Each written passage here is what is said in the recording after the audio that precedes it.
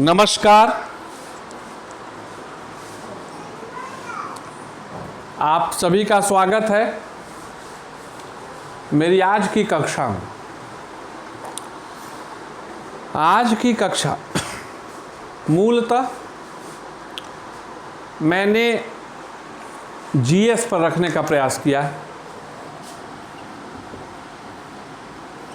आज हम GS segment के ही अधीन एक विषय वस्तु का चयन करेंगे और उस पर एक व्याख्या, एक विचार विमर्श, आंकड़े, जानकारियां और तथ्यों का आदान प्रदान करें। चलते हैं आज की कक्षा के लिए। आज की कक्षा का विषय कुछ और नहीं बल्कि भारतीय स्वतंत्रता संग्राम से जुड़ा वह नाम है, वह शख्सियत के विषय में, उस शख्सियत के विषय में आज हम चर्चा करने जा रहे हैं जिसके स्मरण मात्र से ही हर व्यक्ति जो भी भारतीय स्वतंत्रता संग्राम के विषय में जानता है ऊर्जा से उत्प्रोत हो जाता है। जी हाँ, बिल्कुल सही समझ रहे हैं। हम किसी और की नहीं बल्कि भारतीय स्वतंत्रता आंदोलन के महान नायक नेताजी सुभाष चंद्र बोस के ऊपर आज की संक्षिप्त परिचर्चा का आयोजन करने जा रहे हैं। नेताजी सुभाष चंद्र बोस। सुभाष चंद्र बोस एक नाम जो नाम न होकर सुभाष चंद्र बोस, यह व्यक्ति एक नाम नहीं है, यह व्यक्ति एक आइकॉन है। That person was an iconic personality. आज भी आप तमाम प्रकार के जानकारी के स्रोतों को उठा लें, अगर आपको भारतीय स्वतंत्रता संग्राम 1900 से लेकर 1947 के बीच अगर कुछ व्यक्ति जिनके स्मरण मात्र से आपका रोम रोम पुलकित हो उठेगा तो निसंदेह मैं बात करना चाह रहा हूं, बिल्कुल सही, भगत सिंह, सुखदेव, राजगुरु, आगे चल के सुभाष चंद्र बोस। यह वह नाम थे जो स्वाधीनता के लिए मर मिटे। इन्हें पता था कि आज़ादी यूं ही नहीं मिलने वाली है, आज़ादी के लिए हमें तमाम प्रयास करने होंगे। जो इस विचारधारा के प्रशंसक थे उनमें से एक सुभाष चंद्र बोस के विषय में आज हम परिचर्चा करने जा रहे हैं। सुभाष चंद्र बोस कुछ खास तो थे। सुभाष चंद्र बोस एक ऐसा नाम जो वास्तव में अपने अंदर कुछ गुणों को रखता था और यही कारण है कि न जाने कितनी सरकारें आई और कितनी सरकारें आएंगी, जनता यह जानने की कोशिश करती रह जाएगी कि आखिर नेताजी की मृत्यु कैसे हुई। जवाब कभी किसी को नहीं मिल पाए। कई सरकारें रहती हैं, जब उनके चर्चा उनसे पूछा जाता है तो तथ्यों पर चर्चा नहीं होती। फिर कुछ और सरकारें बनती हैं जो मित्र राष्ट्रों का हवाला देकर जानकारी देने से परहेज करती हैं। अंततः जनता जहां थी वहीं रह जाती है कि आखिर हमारे नेताजी की मृत्यु कैसे। आज हम उसी शख्सियत के बारे में एक परिचर्चा करेंगे, एक महापुरुष, एक महानायक के बारे में। कौन थे, कहां जन्मे, क्या किए, क्या कार्य योजनाएं रहीं और कैसे किस आधार पर, आप यह पूछ सकते हैं कि आखिर किस आधार पर मैंने अभी तक 4 बार एक शब्द का नाम उनके लिए लिया, महानायक। हर व्यक्ति की अपनी सोच होती है। जो नरमपंथी होते हैं वह गांधी को महानायक मानते हैं, जो गरमपंथी होते हैं वो किसी और को मानते हैं। लेकिन मेरा मानना है कि भाई नेताजी का विकल्प कोई नहीं था। नेताजी जनमानस के थे, नेताजी जनमानस के हैं और पता चले नहीं चले वो हमारे हृदय में सदैव रहेंगे। चलते हैं, चर्चा शुरू करते हैं। सुभाष चंद्र बोस के विषय में अगर किसी व्यक्ति के विषय में जानकारी या विचारों का आदान प्रदान शुरू होता है तो भैया मानव सृष्टि का पहला चीज़ है कि वो जन्म लेता है, फिर वो बाल्यावस्था में रहता है, फिर युवावस्था को प्राप्त करता है और उसके बाद प्रौढ़ावस्था वृद्धावस्था को प्राप्त करते हुए मृत्यु को प्राप्त होता है। तो प्रथम चरण क्या है? जन्म। प्रथम चरण क्या है? जन्म। तो सबसे पहला चीज़ जो आपको यह जानना है कि नेताजी, अभी नेताजी कहना उचित नहीं होगा क्योंकि जन्म की चर्चा हो रही है, तो हम सिर्फ चर्चा करेंगे एक नाम के साथ, सुभाष चंद्र बोस। सुभाष चंद्र बोस का जन्म 23 जनवरी, सुभाष चंद्र बोस का जन्म 23 जनवरी 1897 को हुआ। पहला पॉइंट, फर्स्ट पॉइंट देखिएगा, पॉइंट वाइज भी चीज़ों को समझते जाना है। नेताजी जो थे, जो कालांतर में नेताजी के नाम से प्रसिद्ध हुए, सुभाष चंद्र बोस, उनका जन्म 23 जनवरी 1897 को होता है। कहाँ होता है? सामान्यतः हम लोग सभी भ्रमित हो जाते हैं, दिमाग में क्या आएगा? भारत एक व्यवस्था से कभी निकल नहीं पाया है, अभी नहीं निकल पाया है, अभी और भी नहीं निकल पाएगा, काफ़ी समयों तक नहीं निकल पाएगा। क्षेत्रवाद, जातिवाद, भाषावाद, इस पर आधारित एक व्यवस्था। तो सामान्यतः अगर किसी से पूछ दिया जाए तो नेताजी सुभाष चंद्र बोस कहाँ से जुड़े हुए हैं, सरल जवाब आपके अंदर से आ जाएगा, बंगाल के हैं। नेताजी बंगाली मानुष थे? नहीं, वस्तुतः आपको यह जानकारी रखनी है कि नेताजी बंगाल के नहीं थे, बल्कि सुभाष चंद्र बोस का जन्म उड़ीसा के कटक में हुआ था। कहाँ हुआ था? कटक, जो कि उड़ीसा, अभी इसको ओडिशा बोलते हैं। नेताजी का जन्म, सुभाष चंद्र बोस का जन्म 23 जनवरी 1897 को उड़ीसा के कटक में हुआ। बचपन से काफ़ी मेधावी। अब मेधावी का अर्थ बड़ा व्यापक होता है। अभिभावक के नज़र में पुत्र मेधावी नहीं होता है, क्योंकि एक पिता, एक माता को अपना बच्चा बेहद ही साधारण नजर आता है। लेकिन मेधावी थे कि नहीं थे, वह अभी जब थोड़ी देर मैं चर्चा करूंगा तो उसके दौरान आप समझ लेंगे। लेकिन एक चीज़ जो आपको याद रखनी है कि इन्होंने 1919 ईस्वी में स्नातक कहाँ से किया था? कलकत्ता विश्वविद्यालय। कहाँ से किया? कलकत्ता विश्वविद्यालय।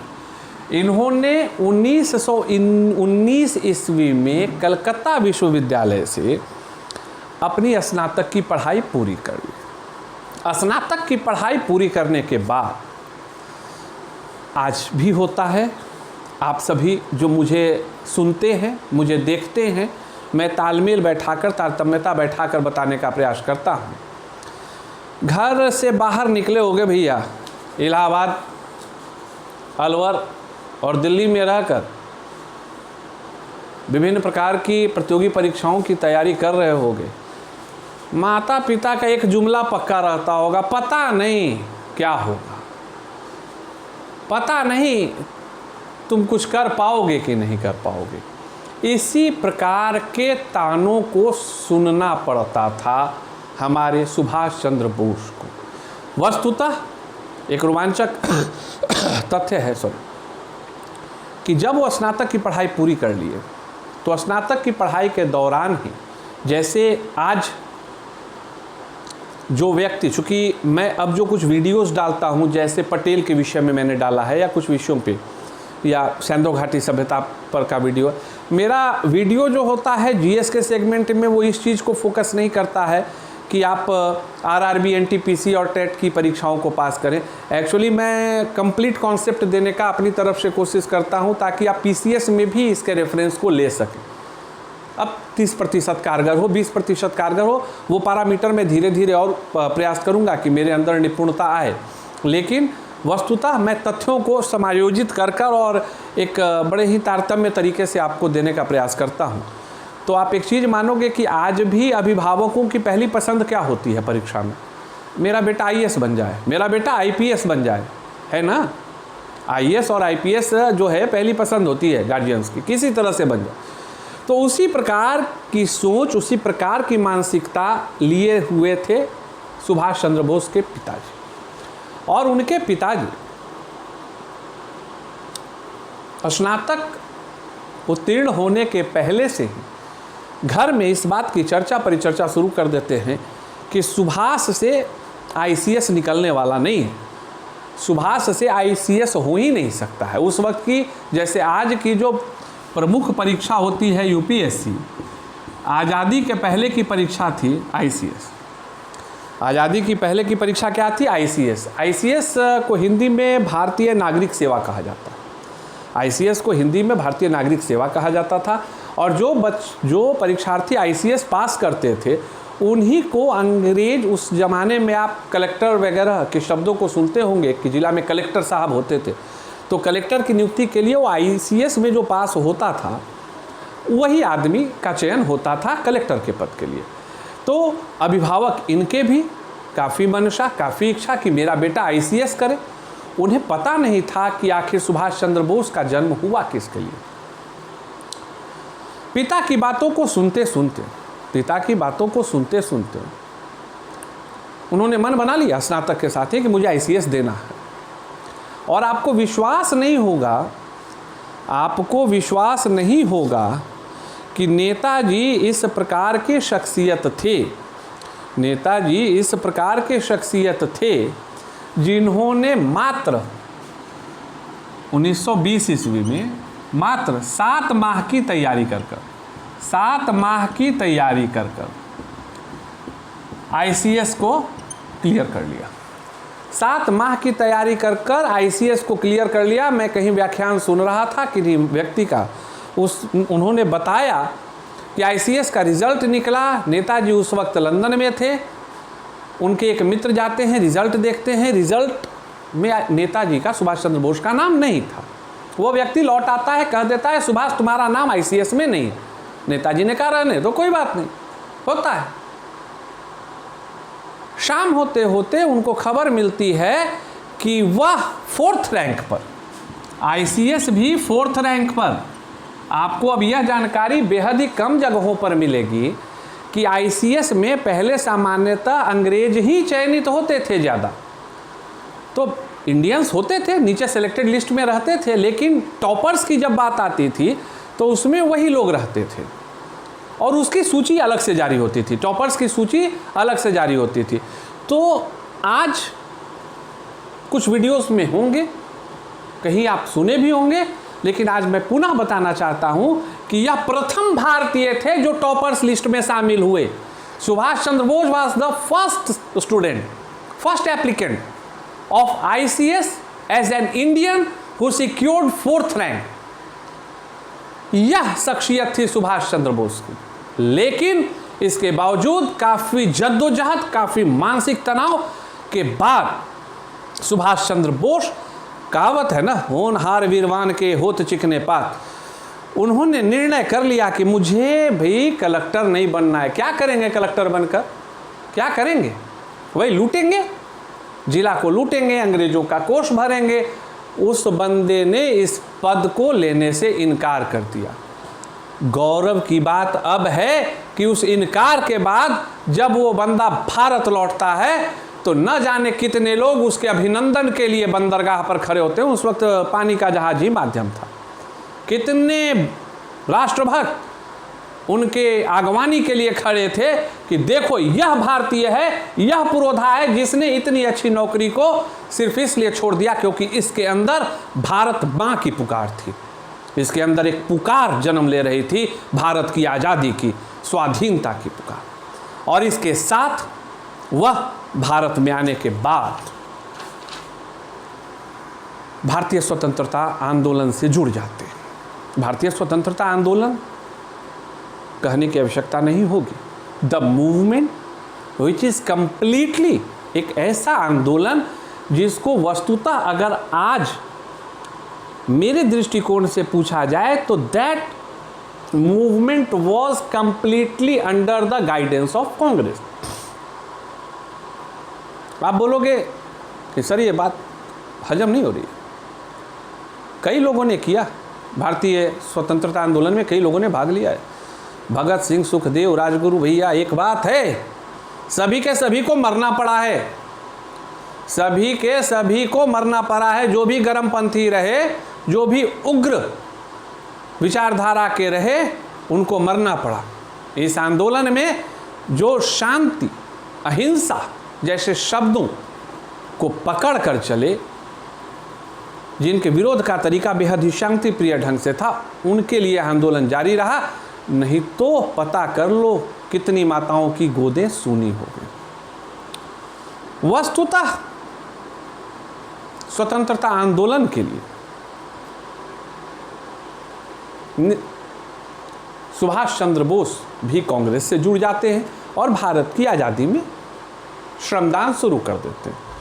व्यक्ति तो प्रतिभा का धनी था, व्यक्ति ओजस्वी था। देखते देखते देखते देखते 1938 में यह कांग्रेस का अध्यक्ष बन जाता है। 1938 में यह कांग्रेस के अध्यक्ष निर्वाचित हो जाते हैं।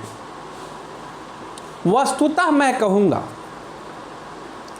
कि नेताजी उर्फ सुभाष चंद्र बोस जी के लिए अगर मेरे दृष्टिकोण से पूछा जाए तो 1938 एक बहुत ही बड़ा एक सेगमेंट रहा, क्योंकि 1938 में वो प्रथम बार कांग्रेस के अध्यक्ष मनोनीत होते हैं और फिर 1939। अब देखो, अब मैं चर्चा कर रहा हूं नेताजी के अनछुए पहलू। एक्चुअली इसको आप यह भी समझ सकते हैं कि the untold truth of Mahatma Gandhi. बहुत रेयर ऑफ रेयरेस्ट लोग जानकारी इसके बारे में आपको प्रेषित कर पाएंगे या करते होंगे। कुछ अनछुए पहलू गांधी के। 1938 में जब यह व्यक्ति कांग्रेस का अध्यक्ष मनोनीत होता है, निर्वाचित होता है, उसके बाद गांधी से इसकी विचारधाराएं टकराने लगती हैं। इनके लिए आज़ादी का स्वरूप अलग था, इनके लिए आज़ादी का मायने अलग था, इनके लिए आज़ादी प्राप्त करने का तरीका अलग था, जिसका नतीजा होता है कि एक वर्ष के अंदर यह अपनी विचारधारा को संपूर्ण कांग्रेस पार्टी के प्रतिनिधि के तौर पर समस्त भारत में फैलाने में कामयाब हो जाते हैं। लेकिन इसके साथ होता क्या है, चूंकि तमाम विचारधाराएं गांधी जी के प्रतिकूल थी, जितनी भी विचारधाराएं थी वह गांधी जी के मनोकूल नहीं थी, जिसका खामियाजा इनको भुगतना होता है 1939 के अधिवेशन। कांग्रेस का 1939 का अधिवेशन कहाँ होता है? त्रिपुरा में होता है। कहाँ होता है? त्रिपुरा में होता है। और त्रिपुरा अधिवेशन, जिसको बहुत कहीं कहीं आप त्रिपुरी अधिवेशन भी देखते होंगे, तो त्रिपुरा अधिवेशन में सुभाष चंद्र बोस भी अध्यक्ष पद के लिए नामांकन दाखिल करते हैं, लेकिन गांधी जी नाराज हो चुके थे। गांधी जी की नाराजगी जाहिर हो चुकी थी। लोगों को यह समझ में आ गया था कि महात्मा गांधी का सपोर्ट सुभाष चंद्र बोस को नहीं है कांग्रेस के लिए। और गांधी जी भी इसको प्रदर्शित करने के लिए सबसे पहले मौलाना आज़ाद, आप एक नाम सुने होंगे, मौलाना आज़ाद के पास जाते हैं। और मौलाना आज़ाद के पास जाते हैं या कहें मौलाना आज़ाद को बुलाते हैं। तथ्य यह है कि वह मौलाना आज़ाद से यह कहते हैं कि आप कांग्रेस के अध्यक्ष पद के चुनाव के लिए अपना नामांकन दाखिल करें। लेकिन मौलाना आज़ाद को यह जानकारी हो चुकी होती है कि सुभाष चंद्र बोस पुनः इस पद के लिए चुनाव लड़ रहे हैं, जिसका नतीजा क्या होता है, जिसका नतीजा क्या होता है कि मौलाना आज़ाद नामांकन दाखिल करने से इनकार कर देते हैं।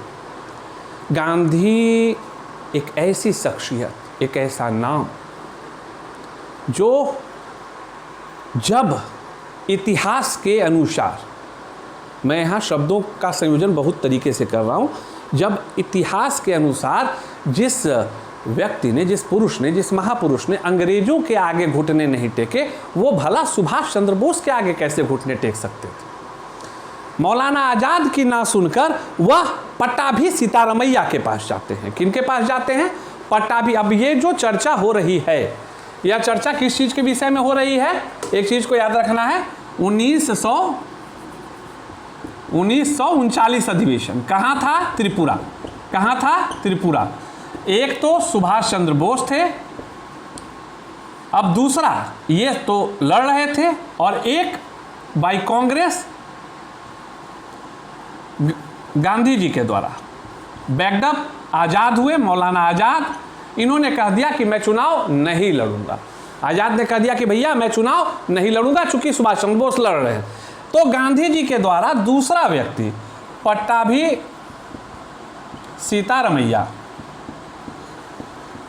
सीतारमैया को खड़ा किया जाता है चुनाव के लिए, और गांधी का आदेश पाकर पट्टाभी सीतारमैया 1939 के चुनाव में किनसे लड़ते हैं? सुभाष चंद्र बोस से। तो मैं आज़ाद का नाम हटा देता हूं और इस चीज़ को भी हटा देता हूं। एक वस्तु स्थिति बस आपको याद रखनी है चीज़ों को समझने के लिए, कि सुभाष चंद्र बोस खुद लड़ रहे थे, और गांधी जी के द्वारा, किनके द्वारा? Backed by Gandhi ji. गांधी जी के द्वारा किनको आगे किया गया? पट्टाभी सीतारमैया को। गांधी जी के द्वारा किनको आगे किया गया? पट्टाभी सीतारमैया को। तो ये दोनों मिलकर, इन दोनों के बीच में चुनाव होता है। चुनाव रोमांचक होता है। एक व्यक्ति अपने उसूल के साथ, एक व्यक्ति महात्मा गांधी के नाम के साथ, लेकिन निर्णय चौंकाने वाला आता है। कांग्रेस आंदोलन, राष्ट्र भारत का आंदोलन, पर्यायवाची महात्मा गांधी, लेकिन चुनाव में जीत किसकी होती है? तो उस चीज को समझिए।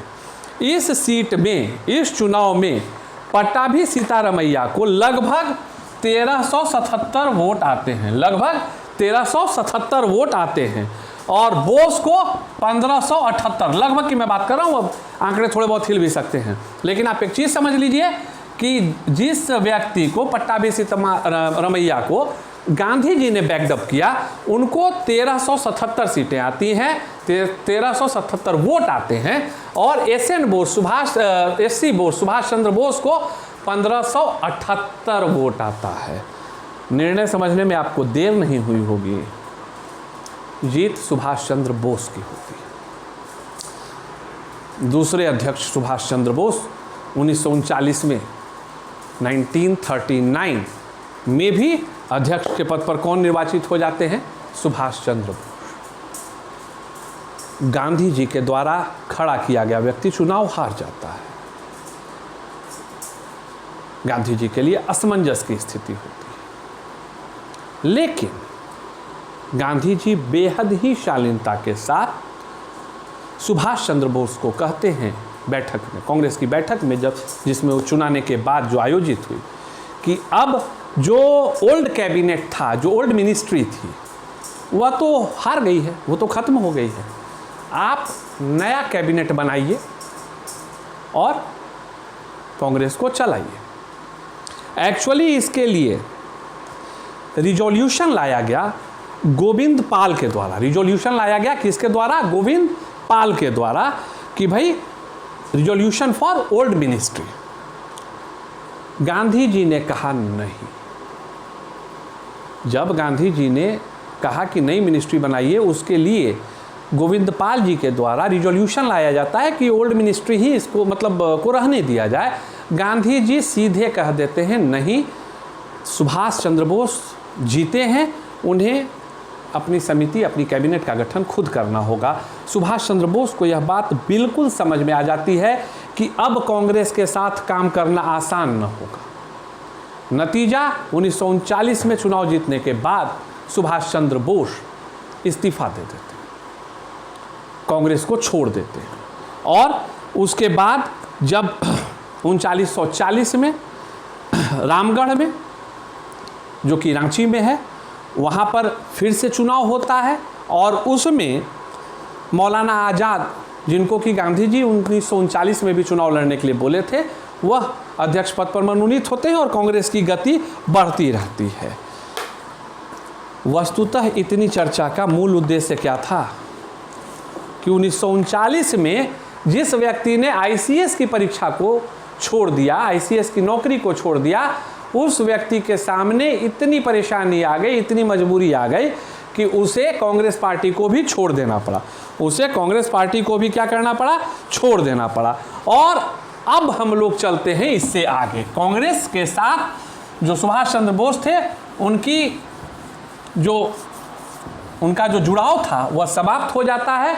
और कांग्रेस छोड़ने के बाद 1939 में यह किस पार्टी की स्थापना करते हैं, फॉरवर्ड ब्लॉक। अब आपसे यह सवाल भी पूछा जा सकता है कि फॉरवर्ड ब्लॉक के संस्थापक कौन थे, तो सुभाष चंद्र बोस थे। फॉरवर्ड ब्लॉक की स्थापना कब हुई, तो 1939 में, कांग्रेस के पद छोड़ देने के बाद, मतलब 1939 में फॉरवर्ड ब्लॉक की स्थापना हो जाती है। और उसके बाद 1941 में 3 अप्रैल 1941 को नेताजी कहाँ पहुँचते हैं, जर्मनी पहुँचते हैं। कहाँ पहुँचते हैं, जर्मनी पहुँचते हैं। चूँकि अब उनको समझ में आ गया, सुभाष चंद्र बोस को यह बात समझ में आ गई थी, जिन्हें महज 38-39 के दौरान रविंद्रनाथ टैगोर के द्वारा देश नायक, एक सवाल आपसे पूछा जा सकता है कि सुभाष चंद्र बोस को देश नायक की उपाधि किसने दी, तो आप याद रखिएगा जवाब, Rabindranath Tagore was the person who used the symbolic representation or term as a देश नायक for सुभाष चंद्र बोस। 3 अप्रैल 1941 को यह जर्मनी पहुंच जाते हैं। और वहीं 6 महीने के बाद, मतलब सितंबर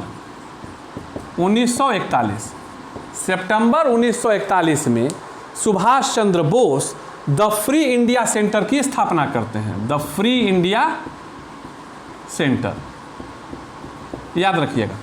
सितंबर 1941 में जर्मनी में Subhash Chandra Bose the Free India Centre की स्थापना करते हैं। और सबसे बड़ी बात आपको याद रखने की है कि 1941 लास्ट 1941 हिटलर के द्वारा आज़ाद हिंद सरकार को मान्यता दे दी जाती है। आज़ाद हिंद सरकार को मान्यता दे दी जाती है। तो यह सवाल हो सकता है कि सर्वप्रथम आज़ाद हिंद सरकार के द्वारा किस विदेशी राष्ट्र के द्वारा मान्यता दी गई, तो हिटलर जर्मनी। अगर हिटलर का नाम आता है, it means there is no doubt I am talking about Germany. उसके द्वारा मान्यता दे दी जाती है और इनकी जो कार्यशैली है वो एक नए स्वरूप के साथ भारतीय आंदोलन के लिए आगे बढ़ना शुरू हो जाती है। अब होता क्या है कि 1942 में,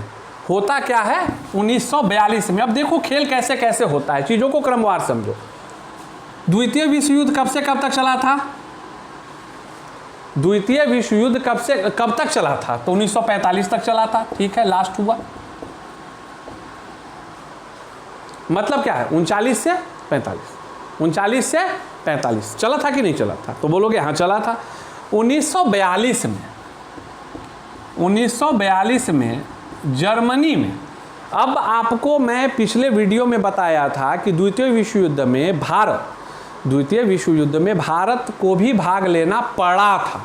मैंने यही शब्द उस वक्त भी उच्चारित किया था, पड़ा था। किसकी तरफ से? ब्रिटिश सेना की तरफ से। किसकी तरफ से? ब्रिटिश सेना की तरफ से। तो जो भारतीय सेना ब्रिटिश सेना के तरफ से लड़ रही थी, उनका होता क्या है कि जर्मनी में 10,000 भारतीय सैनिक पकड़ लिए जाते हैं। जर्मनी में 10,000 भारतीय सैनिक पकड़ लिए जाते हैं। और यहीं से श्री गणेश होता है एक नए अध्याय का। यहीं से श्री गणेश होता है एक नए अध्याय का कि भाई पकड़ लिया गया और जर्मनी नेताजी को मदद कर बैठता है। किस चीज़ के लिए? इस 10,000 को युद्धबंदी न घोषित करके, इस 10,000 को पकड़ के और ये न करके वह आज़ाद हिंद फौज में भर्ती होने के लिए स्वीकृति प्रदान कर देता है। और इस प्रकार से नियुक्ति की प्रक्रिया, मैं आगे भी चर्चा करूंगा कि और कहाँ हुआ, नियुक्ति की प्रक्रिया चल जाती है।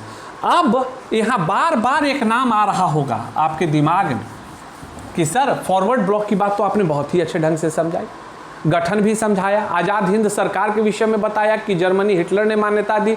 अब ये आज़ाद हिंद फौज आ रहा है, तो सबसे पहले ये नाम लिखो, आज़ाद हिंद फौज, आज़ाद हिंद फौज। अब इस चीज को समझो, सबसे पहला चीज कि वस्तुतः आज़ाद हिंद फौज की स्थापना कैप्टन मोहन सिंह ने की थी।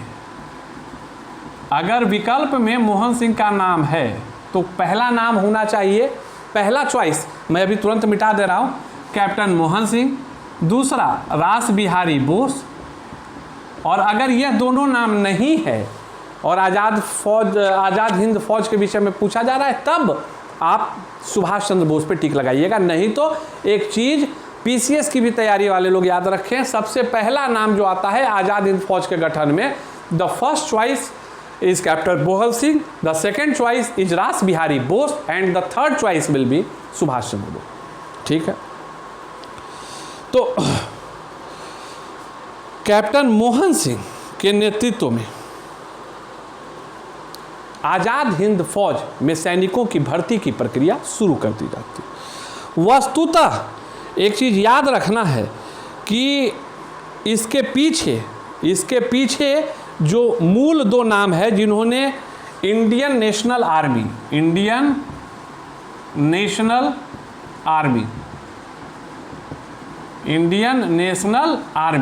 यह एक नाम है जिसका गठन आज़ाद हिंद फौज के पहले होता है। इसके लिए दो व्यक्ति, ज्ञानी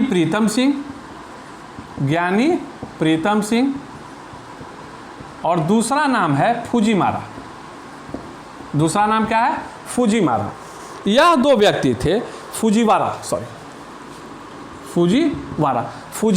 और ज्ञानी प्रीतम सिंह, यह दो व्यक्ति थे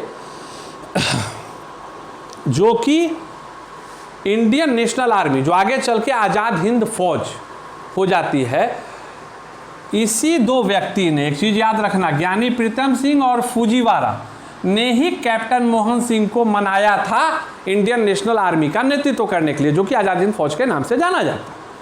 तो आज आपको एक बहुत बड़ी जानकारी इस अध्याय के दौरान मिली कि आज़ाद हिंद फौज के संस्थापकों की बात होती है कि चलो भाई, एक तो डाउट क्लियर किया कि सुभाष चंद्र बोस से ज़्यादा वरीय रास बिहारी बोस थे और उनसे ज़्यादा जो close to the question who is the founder of Azad Hind Fauj is captain Mohan Singh, but the true person who was behind the scene for the formation of Indian National Army और आज़ाद हिंद फौज, द पर्सन वॉज ज्ञानी प्रीतम सिंह एंड फुजीवारा।